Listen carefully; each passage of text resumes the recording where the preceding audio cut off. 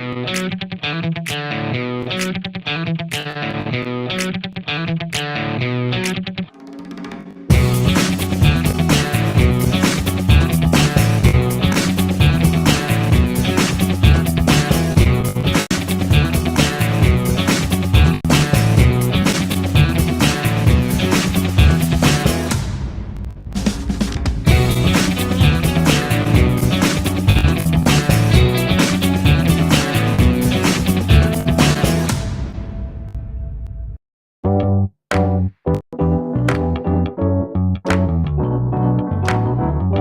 by Riverside.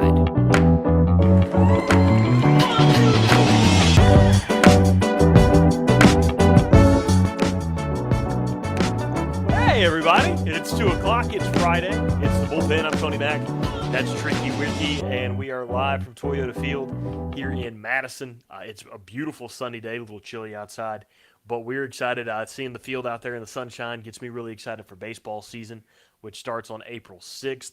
We've got Alabama baseball playing MTSU on March 28th here. We've got Auburn baseball playing UNA baseball here in February.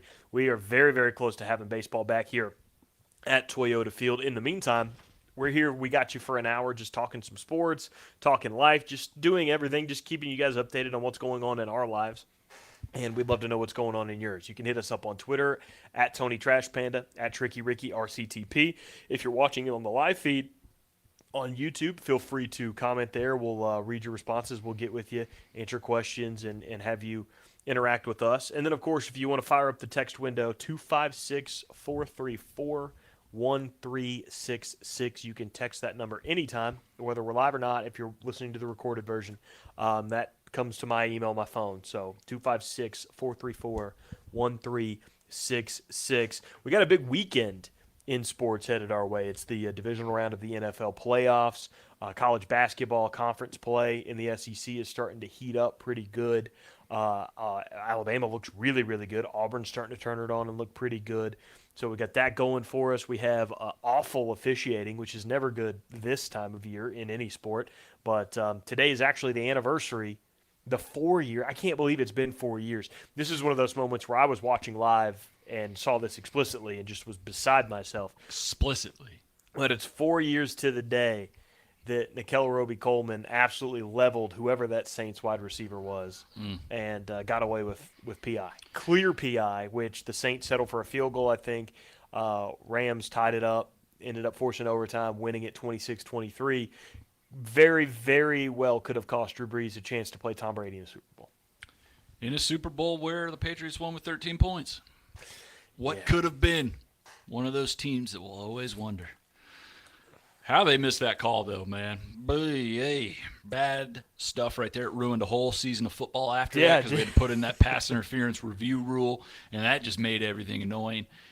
Luckily, we got rid of that, but happy anniversary, I guess, to the Rams. Well, other sports are showing their admiration for that and obviously recognizing that anniversary is here. I don't know if you caught the was it Missouri-Arkansas basketball game the other night? They paid a great little homage to the officiating in that game by calling something the exact opposite. They called something that didn't happen. I mean, it was clear. Like, it was, you're taking the shot, and the guy was over here like this, probably even farther back, got called for a foul and ended up costing, I think, who was it? Cost Arkansas the game. Yeah, dude didn't even get touched. No, we're close. Got fouled by a ghost. Officiating's got to get fixed in sports. How do you hold officials accountable? Like, Joey Bosa got mad at the officiating from their playoff game the other day, and he's like, we got to find a way to be held accountable. He's like, I'll get fined $40,000 for saying all this stuff. Meanwhile, they get to go into a locker room and laugh at the fact that they just made a call that could have or missed a call, the false start, that could have cost our entire season. It cost us our season. Yeah, I don't know if that's exactly how it goes down in the referee room afterwards. Like, they're all high-fiving. Those were his words, not me. Popping brewskis, going, hey, we showed that Joey Bosa, didn't we? All right. Good job, boys. And then I bet to some degree that does happen. Maybe if the guy's a jerk. I bet. Well, I remember. I mean, I umpired like youth baseball games, and whenever like one of the coaches would be like way too serious, you think he was Lou Piniella out there, and he'd come argue and kick dirt and try to throw second base. Yeah. After the game, if they lost the game, you kind of be like, eh. But I mean, not like I'm going to dedicate my whole day to, making something bad happen. Right, but like you probably pay a little extra close attention. His words don't go as far as other people's words might. You're on a short leash with him. I know that it happened in the NBA a while back too. Back when that one guy, what was it, the official's name that got fired? Tim Donaghy. Yeah, all the stories that he's told about, they absolutely had players that they would target. Like Allen Iverson was a big target for them. Yeah, I guarantee you, there's players like that in the NFL that the officials are like, oh, okay, if this dude says anything, he's getting the. Well, it's hard to take the human, the human emotion reaction, it's tough to take that completely out of refereeing, be a completely unbiased observer. You see it with like veterans, if Tom Brady's back there and he gets roughed a little bit, but it could have maybe not been called, Tom Brady's going to get that call. If Jordan Love's back there and he takes that same hit, he's probably not going to get that call. Yep. That happens all the time. I think the Bosa thing was a little crazy. Granted, he's got a point. That tackle did look like he jumped false start. He looked like he jumped off. There probably should have been a flag there, but I've seen that a lot in the NFL, and I think it's a safety thing where if a left tackle jumps just a little early, and just slightly early, enough for you to notice, but not enough to affect the play, a lot of the times that goes uncalled. Have you seen instances? I've seen them. It goes uncalled, and I think it's a safety thing because you're thinking, you got Joey Bosa coming around the corner. If this guy gets a split-second advantage, maybe it doesn't affect the play too much, and it gives my quarterback a better chance of not getting depleted back there. What's funny is it's funny how you perceive things differently or see things differently, because I actually have felt the opposite here lately. Like, I feel they get a little too meticulous when it comes to false start calls. Really? Like, I'll see when they call a false start, like even in the booth, and they see it really well, but I may not see it. I guess don't have as good eyes as the guys, I don't know, like Troy Aikman that played forever. But he'd be like, oh yeah, he moved, watch the replay here, and it's just like maybe a shoulder flinch, and they'll throw the flag, and I'm like, how did you even? Number one, I'm not necessarily mad. I'm just, how did you even see that flinch? I just notice it on the kickouts by tackles. Oh, tackle kicking out on pass block. They know they got to get out there before that edge rusher gets around. I notice it's on that one. If it's a twitch, they still call that just as strict as they do, if you move the ball a little bit. I don't even know how or they if you see it. jump a little bit. But you can, if you watch enough, you'll see where guys do that exact same thing that happened in the Jags-Chargers game that Joey Bosa was complaining about. Not saying it's right, but it does happen. And you're going to open yourself up to problems like that when you allow plays like that to happen. In basketball, I feel like there's way too many offensive fouls called, which lead to more players accentuate. Anytime they get contact. You remember back in the day, you could get in the post borderline almost elbow the man in the throat, and now they're just playing the post. They're going back at it. Now it's like if you drop one little shoulder and try to do a move like that, the defender's going to feel that, pop back, hit the floor, and it looks like a charging call every time. But it's really just the defender taking the hit and creating a foul. I hate that. You're right. I would love to see the numbers. I don't know if they're out there, but the amount of offensive fouls called in the last 3 to 5 years compared to the 3 to 5 years before that, I would guarantee it's, way higher. You're 100% right. I remember back in the day, one time I saw Kobe Bryant elbow a guy in the face on purpose, and that guy's face got called for a foul. Yeah, it used to be like now. If you go towards a guy defending you and they move backwards in any way, like after contact, you're gonna get whistled for it. So you're right. It's changed a ton, and they've tried to adjust for that, but it's not there yet. Basketball is one of the easiest sports to get mad at officiating for. It's tough, it's man. It's way too easy to get mad at the officiating in basketball. I trust me. I know. I've got a friend that he gets so mad. He's a Tennessee fan, but Tennessee basketball this time of year, when they're in a tough game or they're about to lose a game or something, we just do not disturb, put the phone to the side because he's blowing away. Hey, how you call that? What is this? Do you find it weird? Right. Do you find it weird where we have referees at games, like their positioning? Let me elaborate. Okay, so like when I would umpire baseball and I'd be behind the plate calling balls and strikes, I felt like that was not the best spot for me, because anytime I'd play in the field and I'd be umpiring behind second base, and just like when you watch a baseball game, you're looking right down the pipe, you can tell what a strike and a ball is. Yeah. Pretty easily.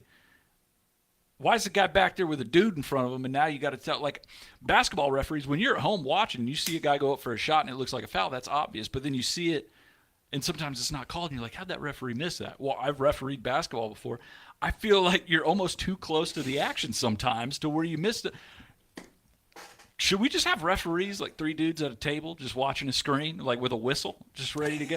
Like, have we evolved past just like, hey, just get into a good position, we'll do the best. Like, the camera angles we have are better than where these dudes can be with their own eyes. Does this sound, am I talking crazy? No, I don't hate it. Or does this make sense? It sounds crazy. I mean, a sky judge in football, Yeah. everyone's been like, oh, maybe we should have that sky judge. You saw all those replays in the wild card round, the speed replays where I can't remember what game it was, but they were doing a bunch of them. They'd mark the ball here, a couple seconds go by, and they go, we decided it's actually going to be marked here. It's 3rd and 1. And they do that sky review, and it makes everything go faster. No one has a problem with it. They make the right call. Why don't we just do that with everything? I'll be honest. One, it does sound a little crazy, but I get it. I think that's why no one does. It's like it sounds insane. Why don't we move the umpire from behind home plate? It's like, dude, that's the closest place he can be. I know, but I feel like if he stands behind the pitcher, he can like see everything. You know, like the strike zone, which is what he's looking at, which is like 85% blocked by a player. I don't know. I know the guy behind second base. He's got a pretty straight. He's got view a on it. really good view. Like whenever I umpired games and the other guy I was supposed to call with wouldn't show up, I'd have to do the whole game behind second base so I could see everything. I loved it. I was like, strike. Nope, that's ball. Which one did you get more flack for? When you were behind home plate or when you were at second Behind base? home plate Yeah? all the time. Yeah. Oh yeah, because then and then with the framing and all, you can get tricked. I feel That's like it'd true. be harder to trick a guy. You if can he's see standing at there. second base. You can see a dude drag his Right. And even if it was a strike first and he dragged it to sell it even more, you see the drag, that's a ball. I'm sorry. You're trying to sell something, that's a ball. I don't care if it was right down the middle and you dragged it to frame it somewhere, that's a ball. It might be extreme. It might be too crazy. I might be ahead of my time, but I think we need to move referees. I like it, We dude. need to use technology with the referee. Don't replace them with the technology, which is happening in AAA baseball this season. You see that this They're year? doing the All robo AAA refs, are right? doing the robot umps. We will not have that. We're AA, but the AAA, every team's doing the robot umps. I'm not even saying let's get robots. I'm just saying let's put the guy there with us. Maybe, let's get him a screen. Let's get him a VR headset maybe. Let's get the, I don't know. Put him in the paint, dude. Just give him the ball. Put him in the paint. I like it. I don't know. It sounds crazy, but the more you go into it, it makes sense. I like that. I mean, do we really think referees are just gradually getting worse as the years go on? Like we've lost, ways to referee through the years. We've lost the texts that teach you how to do it. Like I don't think referees. are and getting that's a good worse. point too, because don't they watch film in the offseason and teach Yeah. the officials from a different perspective? Yeah. And then you expect them to turn around and go, okay, well, from this TV camera angle, I can clearly see that he clipped him, and you can on your test say, yeah, that's a foul. But if you're actually under the basket trying to make that call, you can't guarantee that you'll see that. You make a lot of. I'll be honest, you make a lot of Dude, sense, man. athletes have got bigger, faster, stronger over the years. Referees have not changed one bit. They all look exactly the same. They're all in the same place, doing the same things they did for a game 80 years ago. That's a good point. I like it. I'm a big fan. You've sold me. Maybe we need less review if the referee is already reviewing every single play. Something else I think we need to look at in football when it comes to rules, and this comes up all the time. I don't know why there's so much pushback on it, and I think maybe you've been someone that's pushed back on it or something. But if you're at the 50-yard line, right? Mm-hmm. If you're at the 50-yard line and you're on defense, and you get called for defensive holding, right, or offsides, what kind of penalty yardage is that from the 50-yard line? If that's where the ball's spotted. What are you talking about? If you're on defense and Yeah. you get called for offsides, Uh-huh. how many yards is that? 5. But what if the offense is on the 2-yard line and you get called for offsides? How many yards is that? 1. No, it's 5 yard. Oh, I thought you meant like No, if half you're- the distance to the goal, 2 yards. but what I'm saying is if the offense is on the 2-yard line, you're still on defense and Yeah. you jump offsides, that's still 5 yards, right? Right. So why then at the 50-yard line, if the offense has a false start, that's 5 yards, but at the 1-yard line, because they're backed up, they get the benefit of the doubt and it's like a 1-yard penalty. Move the sticks back. Move the first down marker farther down the field on that penalty in that case. Yeah, but what if they get a 15-yard face mask penalty? They're going to be in the second row. What do you mean? Okay, offense is on the 1-yard line. Yeah. Left tackle gets a face mask. That's a 15-yard penalty. Mm-hmm. We're behind the goalpost at that point. No, you don't move the ball backwards. You take the first down marker and you move it farther down the field. Like if the first down's at the 10-yard line, move it 50 instead of half the distance to the goal, which isn't much of a penalty. Take the first down marker, move it farther down the field. That way, you actually have the full range of the penalty, and it's easy. It's easy it's easy to figure out when to do that because any time it would be considered half the distance to the goal, instead of that, you just move it farther down the field.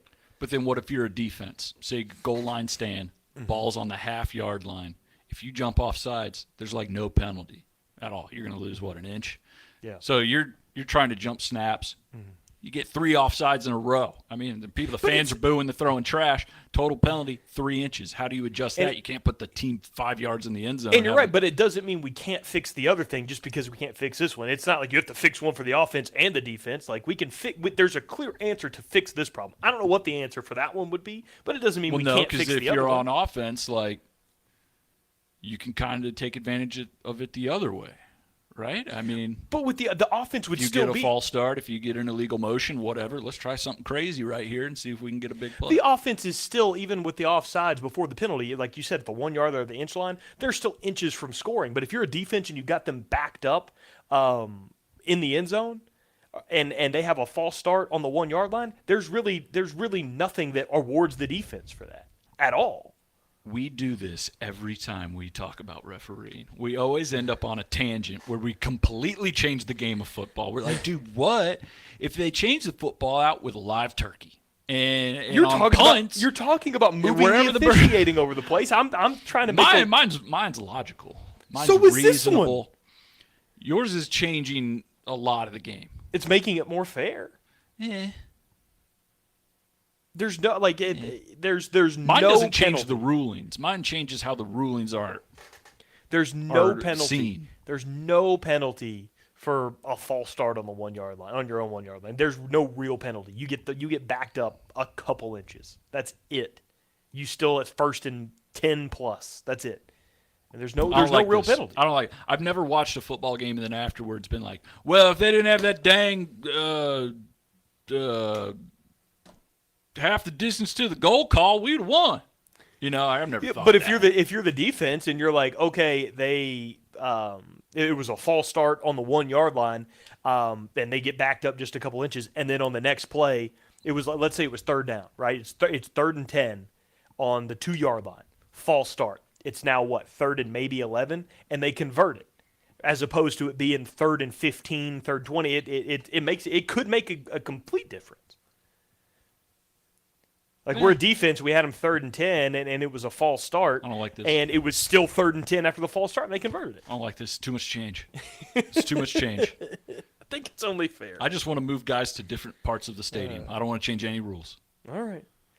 Let's go to the YouTube over here. We had a few. Right there at the beginning, Red Wolf got in here and said Kamara. I don't know what he's referring to. We're talking about the Saints. Yeah, but what about Alvin Kamara? He's a great player. He is a great player. But I don't know, what about Alvin Kamara would have brought him up? I don't know. I have no problem with it. Just comment your favorite players if you want. Yeah, go ahead. Hey, Kamara's a good one. I was about to yell Brett Favre, but it's not really so much fun to say that anymore. Since he robbed all those kids. The whole state, the poorest state in the United States. As a guy with a Brett Favre jersey in his closet, that was tough. That was tough news to take. Oh man. What's up, though, Red Wolf? What's up, Preston? Yeah, how you doing, dude? Robert says hello. Preston Lively has Drone Pirate. I like you. Oh yeah, I like your name's Drone Pirate on there. That's pretty cool. He says, "Hey, Tricky Ricky." Up, only you. Hey, Preston. That's my dude. All right, that's my guy. Hey, that's a bond made through Trash Pandas baseball, which, correct me if I'm wrong, is it 74 days? Yeah, we're in the 70 range. I don't know what the actual It's 70-ish days until April 6th. I know that for sure. Opening day here in Panda Land. We actually opened the season at home for the first time ever. Patrick gets in on Twitter. He says, Kamara was the Saints wide receiver who got wiped out on the missed PI call. No, he wasn't. No, it wasn't. It was a smaller dude. It was whoever number 11 is. Yeah, it was Kamara wears, 44? God, was it something Lewis? They had a little return guy for a while. Lewis sounds right. think it was Lewis. Kamara, great player, though. Great player. Great player. Let's see. I can find that out, right? No, I mean, it's not Kamara. You don't have to look. I know. I'm just trying to get the name of the guy. It's not. On Tommy Lee Lewis. Tommy Lee Lewis. There you go. That's who it was. Kamara, great player, though. Great player. Phenomenal player. What's Tommy Lee Lewis doing nowadays? I don't know. It's a great coach. What's Nickel Roby Coleman doing? Is he still playing? Probably. You think so? Yeah. Which one of those? You think Nickel Roby? Do you think they're both still playing? Does Roby Coleman play for the Browns? I don't know why I said that. That could be very wrong. Let's see. He was on the Raiders practice squad this year, Of course. and the Lions practice squad last year. So he Tell played me- one. He played one more year on an actual roster after that for the Wow. Eagles. And then I think the league blackballed him. They're like, we can't have this guy in the league anymore because you know what CBS and Fox are going to do every game. They're going to show a highlight of us screwing up one of our biggest games. I want that man out. Tommy Lee Lewis ended up on some practice squads after that, and then was on the Saints roster in 2020, the Dolphins roster last year, and now he's not in the NFL. So anymore. both of those guys immediately found their way out of the NFL after that, huh? Yeah, pretty quick. Interesting. All right, the other thing I want to talk about, getting out of football for just a second. What? You looked at me like you were mad. No, that's my conspiracy theory look. Oh, we're going to go back to football. We're going to talk NFL NFL playoffs blackballed this those week. guys for PR reasons. You heard it here first. Allegedly. Oh, yeah, there you go. Allegedly. CYA. We'll get back into football when we talk the playoffs coming up this weekend. But I have to get into this because this was wild to me. I was very surprised when thinking about sports programming, like what stations carry what games. I know we get a little crazy when it comes to college basketball tournament time. Weird channels like True TV will get college basketball games because there's just so many.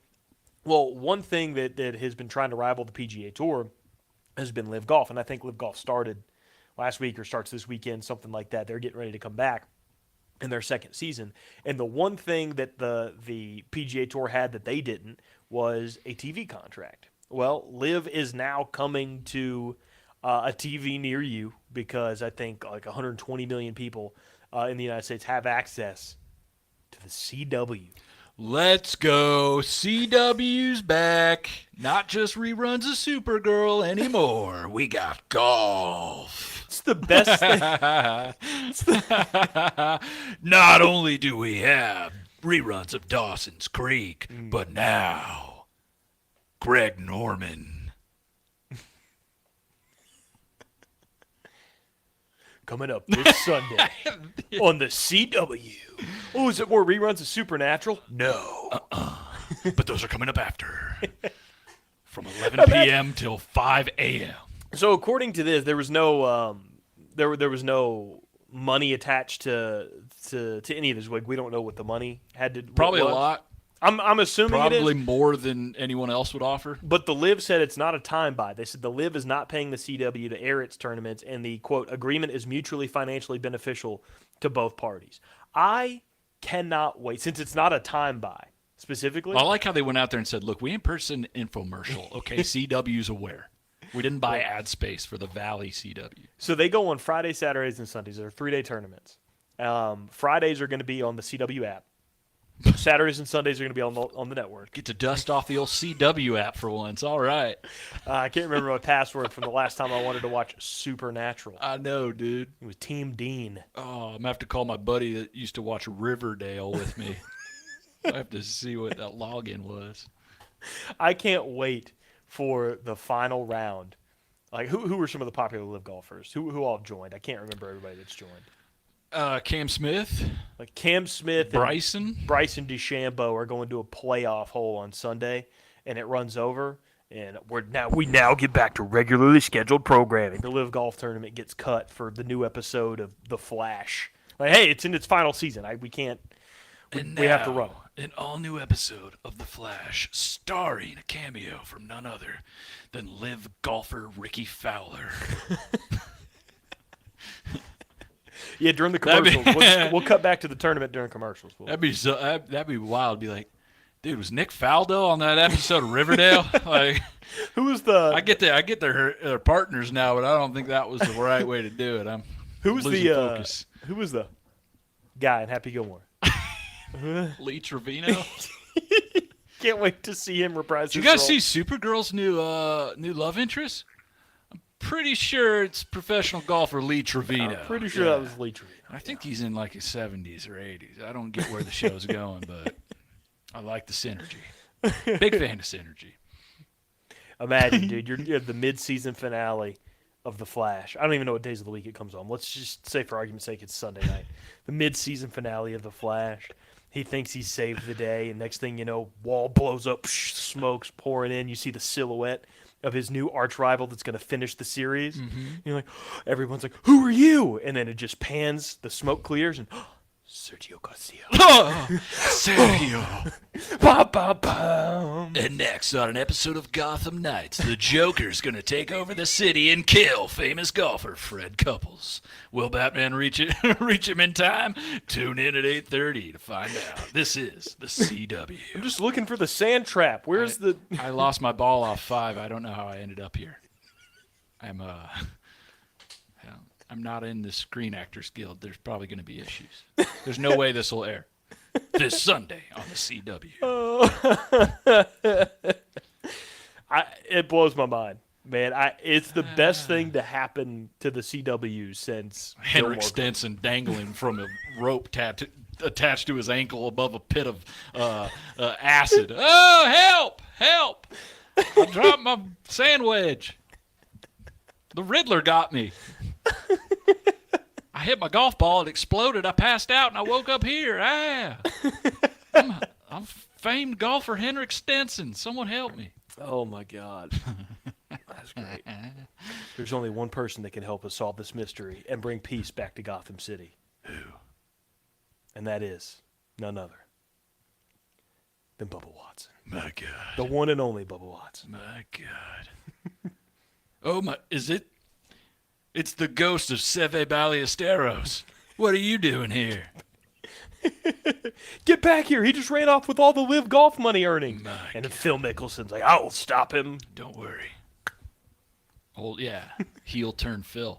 Phil dresses like he's been casted on a show that airs regularly on the CW. You know, he's got a leather jacket. He's got some stubble now. He's got a rough past. He's had some flirtations with jail. Yeah. This season. Robert says, "Don't diss the Flash." I'm not. I've never seen it. I'm dissing the CW or the Live tournament being on the CW. This season on Riverdale, how will the students react to the new student moving in, Buck Champton, starring Phil Mickelson. Buck Champton. Hey, what's up, guys? You want to drink some beer underage? Whoa, Buck. That's not our thing. We like to go to the driving range. Pfft, golf's for losers. I only watch the Live Tour on CW.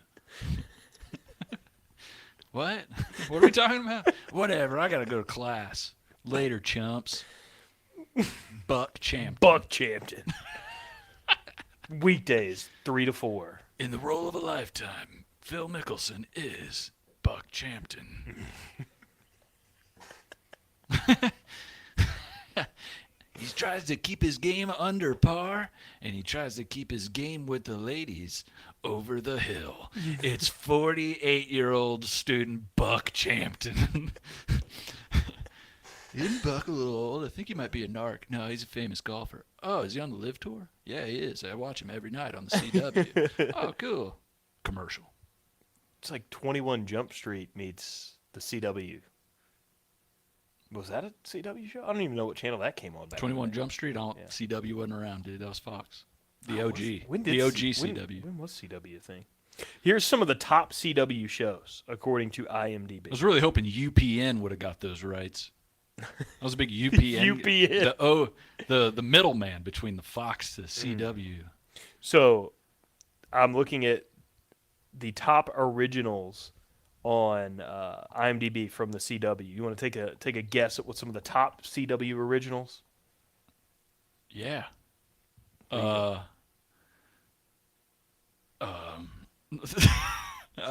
Nailed it so far. Yeah. The 100. Is Alf? Did Alf start off on CW? Don't see him in the top 10 anywhere. Dang. Okay. We got the 100, number 1. I actually watched it for a little bit. The reboot of The Odd Couple with Matthew Perry, was that on the CW? Chandler? No. The Flash is number 2. I know who Matthew Perry is. Cool. The Flash is number 2. Cool. Number 3, The Vampire Diaries. Great show. Yeah. Number 4, Supernatural. Went for 15 years. Mm. Number 5, I didn't know this was a CW show. Buffy the Vampire Slayer.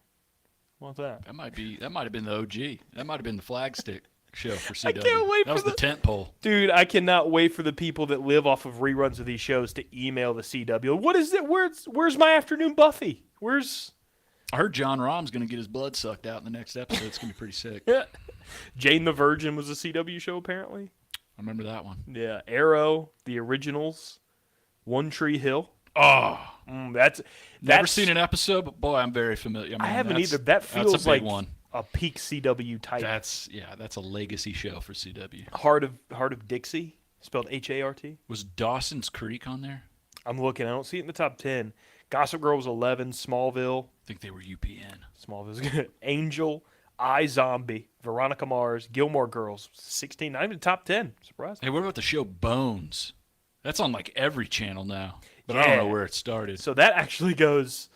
I think Bones was like TNT. They made like 15 seasons of Bones right under all of our noses, and then they went to syndication. Like, wow, Let's see. they got 175 episodes of Bones. Wouldn't they have time to do all that? Got a lot of people over here that know a lot of stuff. Let's see. Robert says The Flash, Green Arrow, and Green Lantern were my favorite DC comics growing up. 20 on Jump Street was an NBC show back in the day. Red Wolf says WB and UPN merged to become the CW. That's how WB and UPN had a TV baby in CW. All right, cool. That makes sense. Bones was on Fox. Dude, Red Wolf coming in clutch today. Yeah, dude. Chimera, why not give him a shout out? You're familiar with the family tree of the CW, awesome, and the original station for the television show Bones. So I thought this was interesting. What a day. This article at Yahoo Sports, the CW's majority owner is Nexstar Media Group, which owns about 200 small stations across the United States. Paramount and Warner Media maintain small stakes in the company. The CW ranks 25th among broadcast networks in the United States in 2022 primetime viewing. That's a good place to be. I have the other 24 that are in front of it, and I want you to guess Elimination style? the networks All right. that are above them. And this is total viewership, not 18 to 49. This is total viewership. 24 stations in prime time, Yep. better than the CW. Correct. CBS, That's number 2. NBC, Number 1. Fox, Number 4. ABC. Number 3. Okay, that was easy. You got the top 4. ESPN. Number 6. So ESPN's one of the only ones on this list that had a jump and a giant jump. Their percentage went up 14 points. They went up 14% in Sports. viewership. Everything else went down. But yeah, Sports. you're missing one in the top 6. You're missing number 5. CW saw that jump and they said, "We got to get golf. we got to get it now." ESPN 2. No. Oh, ESPN 2 gets the snub. CW's beating ESPN 2. I don't. ESPN 2 is number 41. Who's watching West Coast Conference basketball then? The Travel Channel beat ESPN 2. Travel Channel's a good channel, bro. What's number 40 on this list? Ghostober. National My favorite. Geographic's number 39. All right, hold on. CNN. CNN, not as high as you would think. Number 21. Fox News. Fox News was the one you were missing in the top 5. That was number 5. MSNBC? No. Yes, number 8. Sorry. Some of these are going to blow you. Some of these are hilarious. No, I got it. Nickelodeon. No. Disney Channel. No. Wow. That's probably all like Disney Kids Plus. don't now. watch TV anymore, huh? Well, Disney Plus. You got a kid. Mm-hmm. He Interesting. watches Mickey Mouse Clubhouse on Disney Plus. Good to streaming. know. Good to know. Kids don't watch TV. He's also 7 months old. The Food Network. Let me see. It's on here somewhere. Yeah, number 18. I mean, who doesn't love an episode of Chopped? All right. I'm not going to dispute that. Travel Channel, they on there? It's on here somewhere. I got to see if it's in the top 25 real quick, the Travel Channel. Did I just say the Travel Channel was? Yeah, it was number 40. It was right above ESPN2. Oh, It's not in the top 25. Bravo. Number 23. Ooh. Discovery. Number 17. Nice. TLC. Don't see TLC on here. Probably there 'cause it is. there's Number 12. Number 12. Actually, I can see that. there's a lot of 3 letters on here that I missed it. They capitalize on grossness. Hoarders. Is that what that? 600-pound life. Like they capitalize on that kind of stuff. Yeah, each one of these channels has My Strange their Addiction. niche. Yeah. Niche They shows. found their zone. You're doing good. Okay.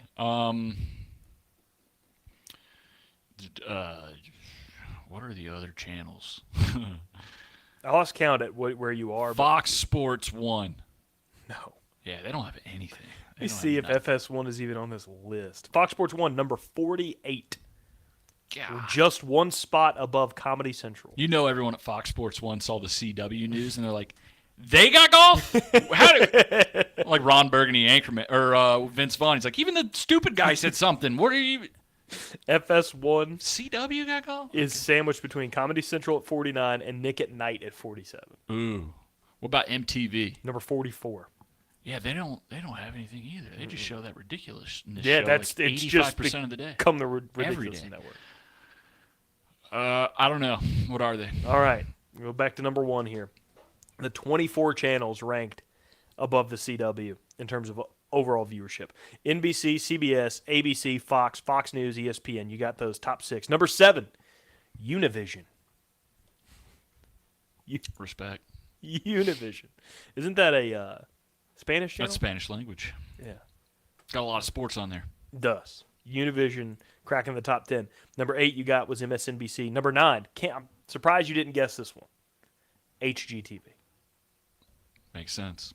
They got a lot of shows. Yeah, They got a lot of them. that's the home reno shows, man. They found their thing. Women love those shows. My wife loves those shows. She loves what's their name, Chip and Joanna. Yeah, The I Games always is- act like I'm not into them, and then I'm in a doctor's waiting room, and then 20 minutes into waiting there, I'm like, wonder what Chip and Joanna about to do with this brownstone, though. You know what I mean? If And I'm it like, wasn't wait, what's for happening? if it wasn't for Chip and Joanna, I would never have known the word shiplap.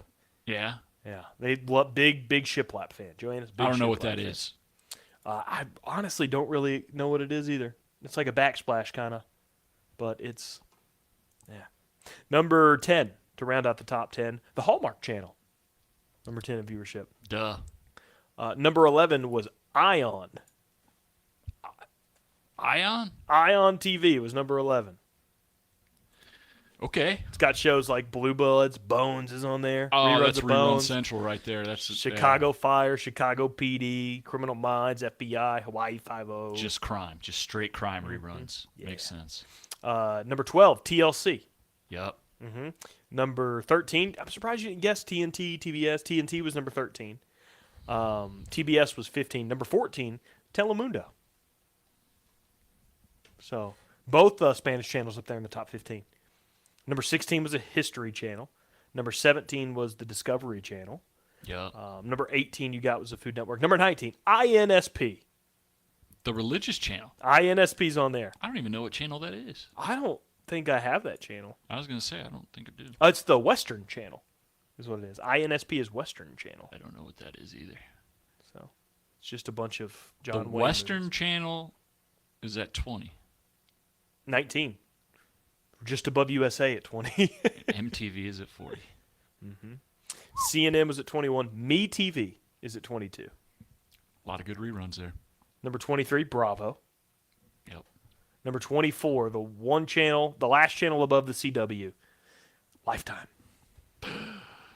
Those all make sense. They make sense. Yeah. Those are good. CW's got golf, dude. It's number 25. I can't wait to see where it jumps in the ratings. They were down 29% in 2022 in ratings. And now let's send it over to the 8th green. Calling that is star of One Tree Hill, Chad Michael Murray. There he is. Take it away. Thanks, Jim. I don't really know much about the game. I'm an actor. Actually, One Tree Hill hasn't been on TV for at least 10 years. So and the ball went in. What's the commentary going to be? I can't wait to see who gets attached to that one. They said what the broadcast. Oh, deal is was that gonna look like Faraday and all the guys that they've signed? Are they just going to be calling?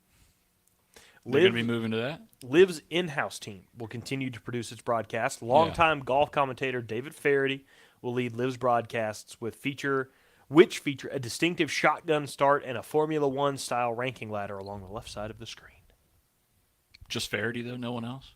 It just says leads the broadcast, so I don't know who else. Okay. Sick. So maybe there's still room for Chad Michael Murray and who else was on this? Blake Lively.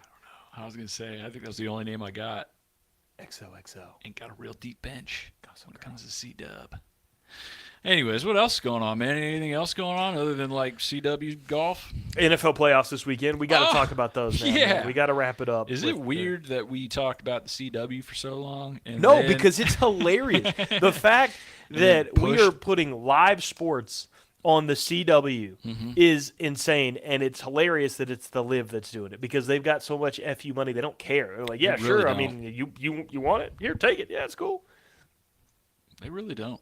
They don't care. It was crazy seeing highlights of Paris Saint-Germain, the soccer team, playing Al Nassr, the Saudi Arabian soccer team that just paid Cristiano Ronaldo $200 million. Oh, yeah? Yeah, the Saudi All-Stars played Paris Saint-Germain in a game, and it was like, it's just wild to see. It's like, in no time, the Saudis have bought like some very serious sports.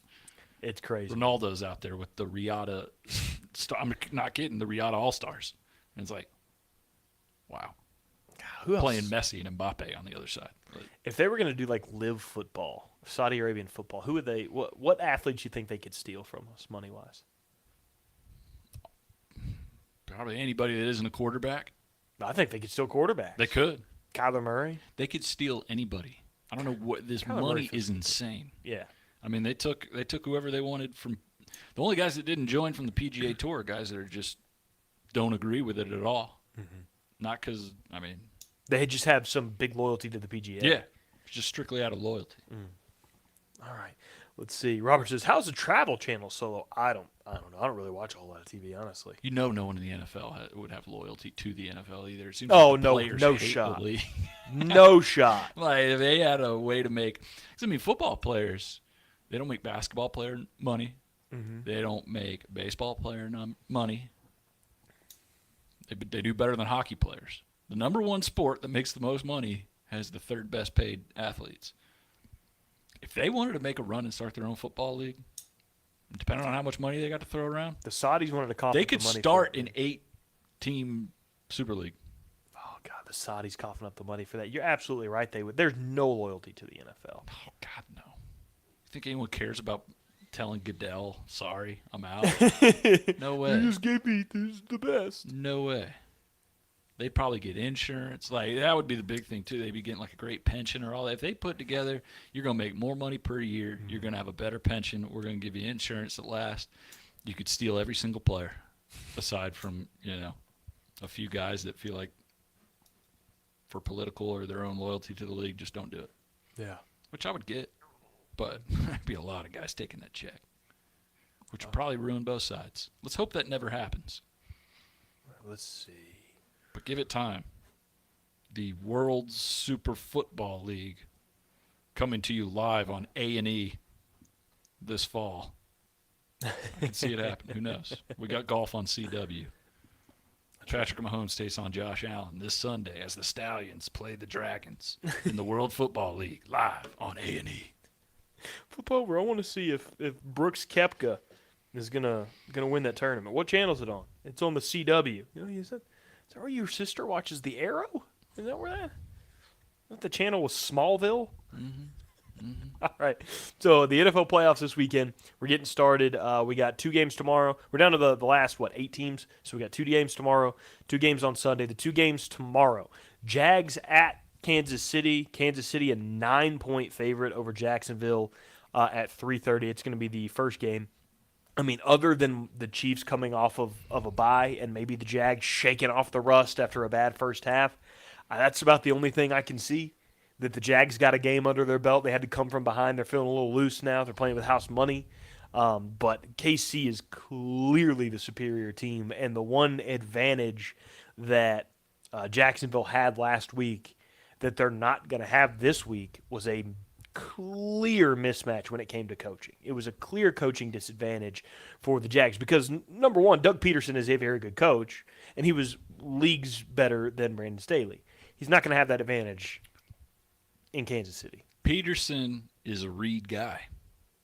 Peterson played for the Packers when Reed was there. Peterson coached along with Reed at points too. Saying he might have his number? Might know. I'm not saying that, but I mean, these guys know each other very well. Mm-hmm. Especially as a player. Like, Peterson was a player under Reed for a while. Yeah. Was he on Peterson on any of Andy Reid's staffs? I honestly have no idea. Would be. I don't know the coaching trees in the NFL like I do in college. I'm way better at it. I'm not super knowledgeable at it in college, but I'm way better at it in college than the NFL. I don't think I knew who Doug Peterson was until he became the coach of the Eagles. So. I knew who Doug Peterson was at a young age because my favorite player was Brett Favre. And and his backup was Doug Peterson for the longest time. And I used to always wonder, I wonder if that Peterson guy's ever any good, because I'll never see him because my favorite player is probably he's going to dominate the snaps, You know, why don't you just say it out loud and we'll go back and post and just edit it. We'll just put a bleep on it. We'll bleep it out. Doug Peterson was with the Eagles from 2009 to 2012. So, yeah. Peterson coached under him, played under him. And Peterson, a lot like Andy Reid, savvy, drawing up plays that other teams like that. Okay, that ETN play that won the game for him against the Chargers, that looked like an Andy Reid style thing. That looked like a Chiefs kind of move. I don't think the Chiefs will cover. They've been notoriously bad at covering. Mm-hmm. It's a big spread. Was it like 9.5 or something? Nine right now. It's sitting at 9 flat on ESPN. So that's what the stays within a touchdown. I think. Even if the Chiefs do pull away a little bit, maybe the Jags get a garbage touchdown at the end. But the Jags are playing good, man, and they're playing for old Coach Peterson. Mm-hmm. And I don't know. I think they got a shot. I think they'll stay within the number, but I think for the most part, it's still going to feel like, even though Kansas City might have a 7 to 10 point lead, I feel like it's going to feel much bigger than that because I think the talent gap is there when it comes to, especially on offense with the Chiefs. Patrick Mahomes is the MVP. He's going to be the MVP of the league again this year. You could make those cases. He's one of the top 3 players in the NFL every year. I mean, he's really that good. It's crazy when people are. It's funny when people get annoyed when you do good things. Like oh well, if Patrick Mahomes had done that, we'd be covering that. Did you see the Daniel Jones Statue of Liberty? Yeah. And they're like, well, if Patrick Mahomes had done that, he'd been covered. Blah blah blah. Because he's so good. People get mad at seeing highlights of him all the time. I like Kansas City at home, Candlestick. Trevor Lawrence going to take his first playoff loss. Candlestick? Arrowhead. Yeah. I'm thinking of San Francisco's old stadium, right? Yeah, I was going to say nobody even plays there. Nobody plays there anymore. Yeah, my bad. Is that where the neutral site AFC Championship game's being played? Candlestick parking lot. That'd be kind of cool. Oh man, we're going back to the stick. The Arrowhead Stadium. Excuse me. They're at Arrowhead, and I think it's a no-brainer if the Chiefs will win. I'm hoping for some late game theatrics, but I think if there's anything late game, it'll be Patrick Mahomes coming from behind and winning if they have like a sluggish letdown most of the game. Yeah. I don't see Trevor Lawrence being able to lead a comeback against the Chiefs. It's hard to take down Mahomes, man. Mm-hmm. Even when you think you got him, he can just take a game like that. I don't think it's going to be clearly the Chiefs win this one. I think the Jags got a shot. I mean, the Chiefs aren't unbeatable. They're very good. Mm-hmm. They should win. But I think this is going to be a fun one. I mean, if Trevor Lawrence and that young offense gets going and Mahomes is doing his thing, that could be a shootout. Something people don't talk about nearly enough, as much as they should, and how impressive it actually was. You're right. You can never count. It's tough to put the Chiefs away. The year they won the Super Bowl a few years ago, they were down double digits in every single playoff game. And I don't just mean it was 10-3 or 10-0 or something like that. They were down 24-0 to the Texans, scored 50 unanswered points on them. That was insane. And beat them. I can't remember who they played before they played the Titans. Maybe they had the bye week and then just met the Texans in the divisional. Maybe. But the Titans were up on double digits in the AFC Championship game. They came back and beat them by double digits.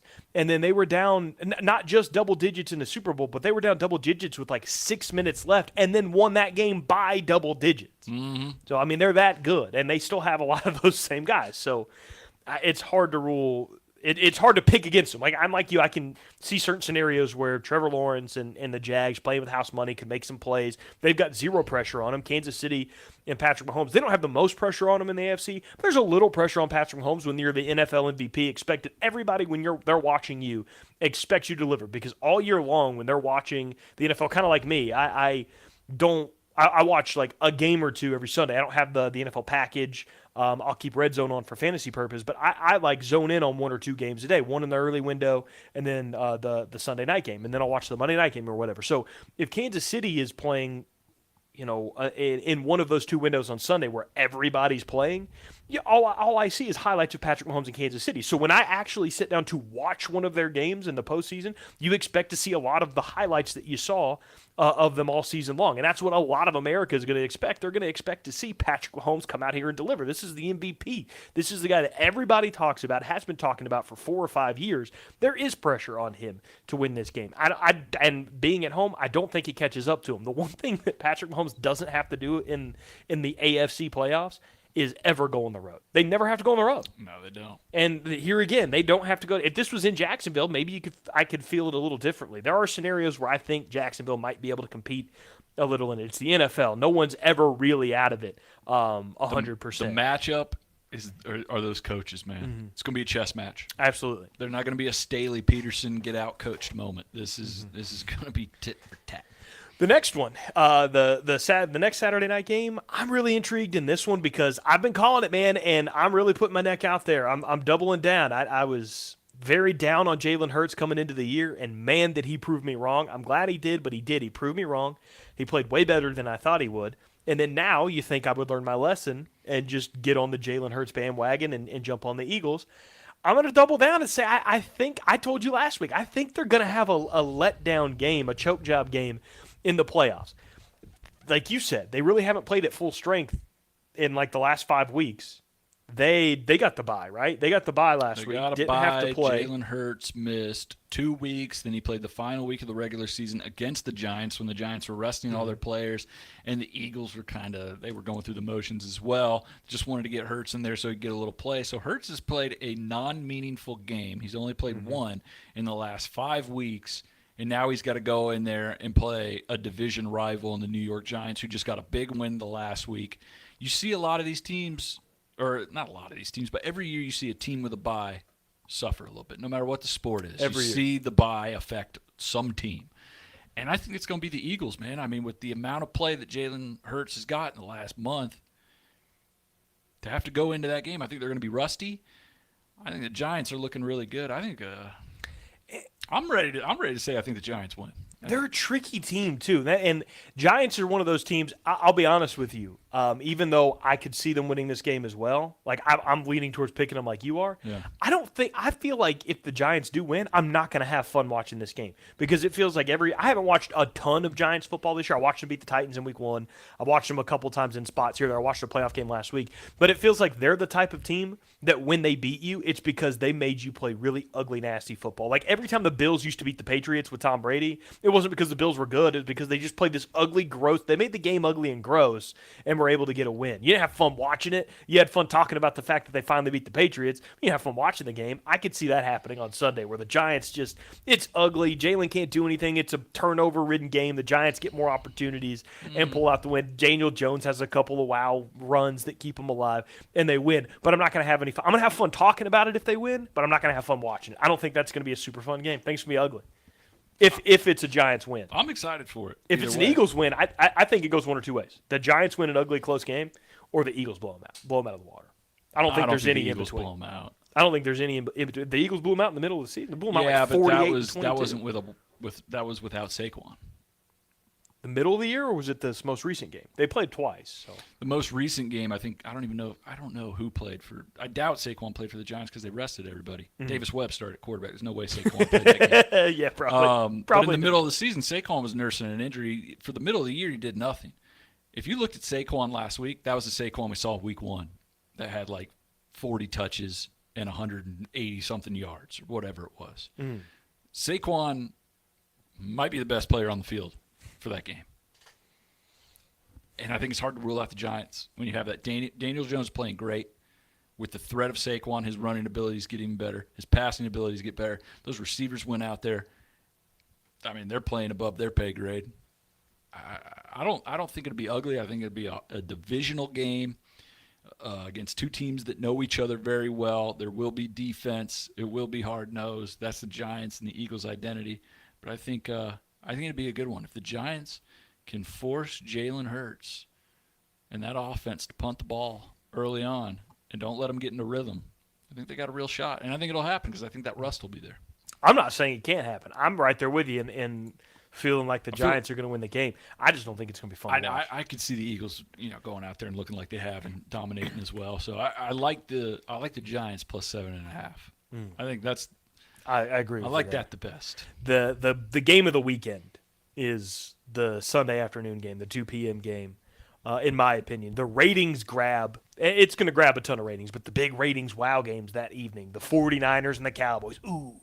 Dallas That's an Clark on-paper sexy game, right? Yeah, right. But what feels like an AFC championship game in the divisional round, Bills hosting the Bengals. We were robbed of it a few weeks ago, obviously because something terrible happened on the field, and now we're getting that rematch. It's in Buffalo, and you got Joey B. And this, so the reason why this one is so interesting to me is we didn't get this one last year. The whole AFC it's felt like is it going to be Patrick or is it going to be Josh? There's this big rivalry here between those two, when in reality I think more of the rivalry is kind of Kansas City and Cincinnati, because Joe Burrow has Kansas City's number, right? Because he beat him last year, and then this year is supposed to be their rematch, and they beat him again. This is the one that we haven't seen as much. This is the one that doesn't get talked about as much, but now that it's here and we can focus on it and get it on paper, this is an AFC title game style of matchup. And when you asked me earlier today who I thought was going to win this game, I didn't think about it. What came from here and went straight to here was Bengals. And I think it's because I want the Bengals to win the game. But I think the Bengals are going to win this game. And I think partially because even though it's in Buffalo, they're going to have to weather that early storm with how loud that place is going to be. I think the most pressure in the AFC is on Josh Allen. He has the most pressure. Patrick Mahomes is expected to win because he's already done it and he's the MVP. Josh Allen is expected to win because it's finally supposed to be their time. They haven't done it yet. There's a ton of pressure on him to win this game. I hear you. You're right. All the pressure is on the Bills and Josh Allen. Joe Burrow, I think that dude's a freak. Like, I have a hard time saying Joe Burrow's going to lose a meaningful football game because I just don't see him do it very often. Yeah. I mean, even in that Super Bowl, he gets another half second to pass the ball. Jamar Chase is running down the sideline. The Bengals might be Super Bowl champs. I think the Bengals win, and I think that pressure is kind of something that's building with the Bills. They've got all the good grace after the DeMar Hamlin stuff. Everyone's rooting for the Bills. Even if you're not even a football fan, you're just rooting for the Bills just out of everything that happened there. But the Bengals, I think, have a better team. Who's got a better offense? I think it's better weapons, at least. I think it's Bengals. So, like what you mentioned in the Super Bowl, Joe Burrow gets a little bit more time to throw. Maybe the Super Bowl champions, they caught lightning in a bottle. We expected their offensive line to be better this year, and at the beginning of the year it wasn't. Still a lot of the same problems. He was getting hit a ton. They went on that big winning streak. However, the Bengals have ruled out right guard Alex Kappa and left tackle Jonah Williams against the Bills. And then, of course, you already had Lyle Collins tear his ACL. I was going to say, that's already on top of injuries. So I changed my pick to the Bills. Bills by 20. So it's going to be tough. My heart wants the Bengals to win, but when you're missing 3 offensive linemen and your depth is obviously not going to be very good. That's tough. And you're in Buffalo, it feels like Buffalo is probably going to win this game. They played a game against the Titans last year where they got sacked 9 times, and they won. Yeah, but you saying the Bills' offense a little bit more powerful than the Titans last year? Ryan Tannehill in Nashville or Josh Allen in Buffalo? Which one are you more scared of? Definitely Josh Allen, but Josh Allen makes a lot of unforced errors. Yeah. More this year than he did last year. More this year maybe than any of his years, even those first couple of years where he was, kind of figuring out the game. He can't do that against Cincinnati, or they'll lose that game. I'm curious to see if that happens. If Josh Allen has another pick in the red zone, it might be doomed for them. I think whoever gets the ball last wins this game. Okay. So who are we going with here? Jags, Chiefs. Who'd you go with? Chiefs. Chiefs, but you picked the Jags to cover? Yep. I think I'm going to go with you there. Chiefs win it outright. Jags cover. Eagles, Giants. I got Giants to cover. And Giants to win. I'm going to go Giants straight up, too. Let's go. Bills, Bengals. Bengals. I take the Bills. I think Josh Allen is going to find himself as the Dan Marino of this quarterback generation. Oh, he's going to be the Dan. He's going to be the one that's all the talent And I just hate to never say gets that it done. for my Buffalo folks, because you've been the Buffalo Bills of winning Super Bowls. You don't need another non-winning title type nickname thrown on anybody. But So who's going to be the thing about that, Josh Allen goes down to the AFC Championship last year. He loses to Burrow this year. It's like, believe it or not, it was actually the divisional round last year he went down. Because right. Kansas City and the Bills, or Kansas City and the Bengals. So, I mean, 2 straight years in the divisional. Mm-hmm.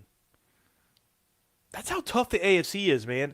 It's tough. 2 years in a row where Josh Allen's playing in a divisional round that feels like an AFC championship game. And look at the Jaguars, man, where they are with all of their young playmakers and Calvin Ridley joining the squad next year. That's going to be another offense that is just powerful. With Doug Peterson calling the plays, Jags are going to be legit. And then finally, Cowboys, Niners in San Francisco. San Francisco's a 4-point favorite, even with a rookie quarterback, 7th-round pick rookie quarterback, Mr. Irrelevant, going up against Dak Prescott, another gem that was found in the draft, although like the 3rd or the 4th round. Who we like in this one? Now, the offense got going for the Cowboys against the Bucs on Monday night. Brett Maher was the story there. If you want to take him out of the equation, then Dak Prescott has the most pressure on him in the NFC round, or the NFC side of the playoffs. Dak this year, other than last week, he's had an interception problem this year. He was either tied for the most or finished second with most interceptions in the NFL this year and only played in 12 games. Threw 15 picks in 12 games. Not great. He's going up against a team, yes, the headliner is going to be Brock Purdy, a rookie that Mr. Irrelevant. Mr. Irrelevant scored 4 touchdowns last week, takes care of the ball, doesn't turn it over, blah, blah, blah, blah, blah. But don't let that fool you. That's not going to be what they lean on to win this game. They're not leaning on Brock Purdy to win a playoff game. That defense is filthy, and that offense is – that is a great – that's probably, in the NFC, I think for sure the best team in the NFC left. And I think because of that and being at home – and coaching is superior as well, I'm taking San Francisco in that one. I don't see how the Niners lose. Like you said, better talent, better coaching. I mean, I've been in love with the Niners and Shanahan ever since he got there. You know that.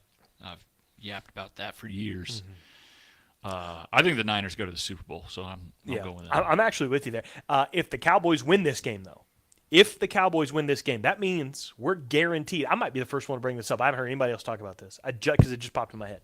If the Cowboys win this game, we are guaranteed an NFC East team in the Super Bowl. It's guaranteed. When was the last time we had an NFC East team in the Super Bowl? Giants 2016, maybe? They weren't in the Super Bowl in 16. Or, excuse me, 12. 16 was the last time they were in the playoffs. Come on. Giants in 12? When they beat the Patriots? Yeah. It's been 10 years since we have an NFC East team in the Super Bowl. So, how about it? Be guaranteed an NFC East team in the Super Bowl if they win. Brock Purdy, if he doesn't go out and win a Super Bowl, he's going to be put on the bench next year. I think he knows that. I think he's going to play really well. Do I think he's going to win a Super Bowl because of that? I'm not ready to go there I think yet, it's close. Depends on who they play. But I think Brock Purdy knows with Trey Lance and everything they gave up to get him, Trey Lance is going to have the opportunity to be the starter next year. Tom Brady's going to have a chance to be a starter next year if the Niners want him. Purdy is going to have to go full Stetson Bennett and tell everybody, I know I'm not the sexy pick, but I'm wearing a ring. Give me a shot. That's crazy to look at the contrast here, too. Look at the NFC side and the AFC side. Let's look at the AFC side first.